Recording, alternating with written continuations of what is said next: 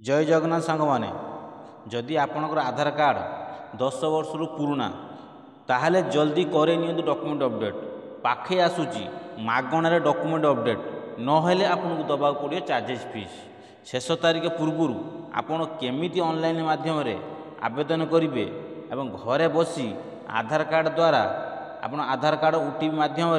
Capri घरे बसी online ले आधार कार्ड अपडेट करेंगे बा न्यू आधार कार्ड करेंगे तो से सब वीडियो देखापी मो वीडियो को लाइक एंड सब्सक्राइब करूँ। प्रथम क्रोम ब्राउजर ओपन करिकी क्रोम ब्राउजर ओपन करिकी सर्च करंतु UIDAI ऑफिशियल वेबसाइट यहाँ ऑफिशियल वेबसाइट सर्च कला परे आपन देखंतु फास्ट पेज रे UIDAI गोटे ऑप्शन आसीबो तो से आप देखंतु ए भला गोटे अछि आधार अपडेट बा है अपडेट आधार जो ऑप्शन आसो से क्लिक करूँ क्लिक कला परे तो ये गोटे न्यू पेज ओपन हम तो न्यू पेज देखूँ आप स्क्रॉल कर देखूँ तौक को जातु स्क्रॉल कला परे आपन को ये गोटे ऑप्शन आसो देखूँ लिखा जाए चेक आधार स्टाटस तो आपको चेक आधार स्टाटस पर क्लिक करूँ क्लिक कला परे देखूँ आधार स्वतंत्र ऑफिशियल देखूँ आसला लॉगिन टोटाल संपूर्ण होकर आधार साइट तो से लॉगिन पर क्लिक कला परे आपको लॉगिन ऑप्शन मागुची लॉगिन ऑप्शन रे आपन कौन करूँ फास्ट आपनकर आधार नंबर ऊपर डायल करूँ आपन जो 12 अंक जो आधार नंबर तो से डायल करी कैप्चा फिल करी लॉगिन विथ ओटीपी आपनकर आधार कार्ड जो मोबाइल लिंक थो से गोटे ओटीपी जीव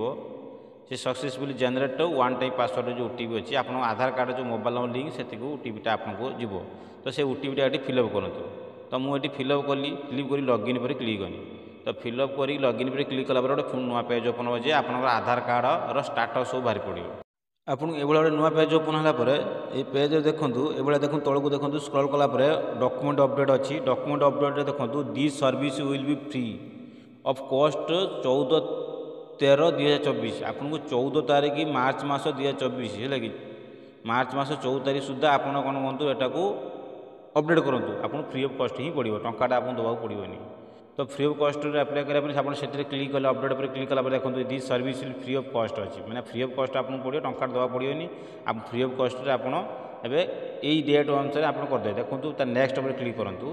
तो नेक्स्ट पर क्लिक ये गोटे नेक्स्ट ऑप्शन अच्छी तो आप नेक्स्ट पर क्लिक करूँ तो नेक्स्ट पर क्लिक कले ये गोटे ऑप्शन आसो हाउ इज इट आसो आप डॉक्यूमेंट अपडेट ऑप्शन अच्छी पुणी नेक्स्ट पर क्लिक करूँ पुणी नेक्स्ट पर क्लिक कला देखो वेरीफाई अपलोड एंड सबमिट तो मोर वेरीफाई कंप्लीट हो गला सबमिट पर क्लिक करा पड़ो सबमिट कौन अच्छी देखूँ सबमिट आपको कौन करा पड़ो प्रथम ना आपको जो टिक चिन्ह अच्छी आप टिक चिन्ह पर आपको प्रथम क्लिक करा पड़ो तो टिक चिन्ह पर क्लिक कला नेक्स्ट तलू जो अच्छी नेक्स्ट ऑप्शन अच्छी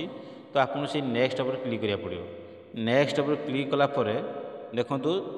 सबमिट भी होगला एवं कि एथर अच्छी डॉक्यूमेंट अपलोड आप डॉक्यूमेंट अपलोड 2 MB पर्यटन डॉक्यूमेंट अपलोड दरकार 2 MB आप देखो सबमिट पर क्लिक आपको सबमिट ये देखो डॉक्यूमेंट अपडेट टोकन नंबर आपको जेनेरेट होगा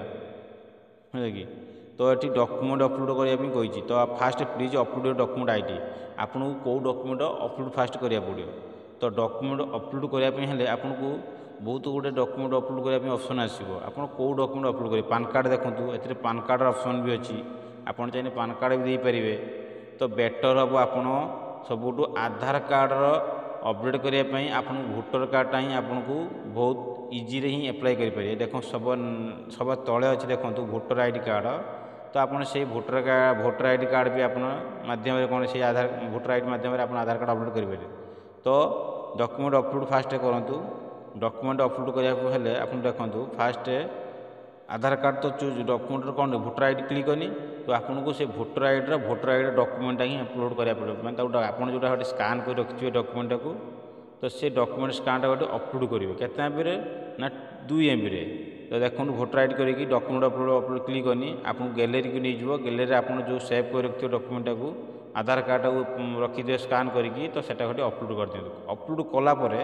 आप देखो ये गोटे देखो पूरा 100% हो एपट रेड चिन्ह रही छकी चिन्ह अच्छी चाहे कैंसल कर देखो डॉक्यूमेंट अपलोड करनी 100% पूरा ग्रीन चिन्ह होगा तो से ग्रीन चिन्ह माने आपंकर डॉक्यूमेंट सक्सेसफुली पूरा सबमिट होकर वेरीफाई होती जो 2 MB डाटा अच्छी 2 MB भितर जो आपंकर पेज अच्छी से पेज 2 MB भितर अच्छी ଯଦି 3 MB ହେଇଥାନ୍ତା ସେ ନେଇଛାନ୍ତାନି। ତାପରେ टिक चिन्ह पर क्लिक करूँ, तापर नेक्स्ट ऑप्शन पर अच्छी से नेक्स्ट ऑप्शन पर आप क्लिक करूँ। ये जो नेक्स्ट ऑप्शन अच्छी से नेक्स्ट पर क्लिक करूँ। तो नेक्स्ट पर क्लिक डॉक्यूमेंट अपलोड कलापर आप देखो डॉक्यूमेंट अपलोड कलापर जो नेक्स्ट ऑप्शन अच्छी से नेक्स्ट ऑप्शन पर क्लिक कलापर आपन को ऑटोमेटिक गोटे जेनेरेट एक्नॉलेजमेंट रिसीप्ट मिल एक्नॉलेजमेंट जो रिसीप्टा मिल आपको से एक्नॉलेजमेंट रिसीप्टा आपंकर हूँ टोकन नंबर।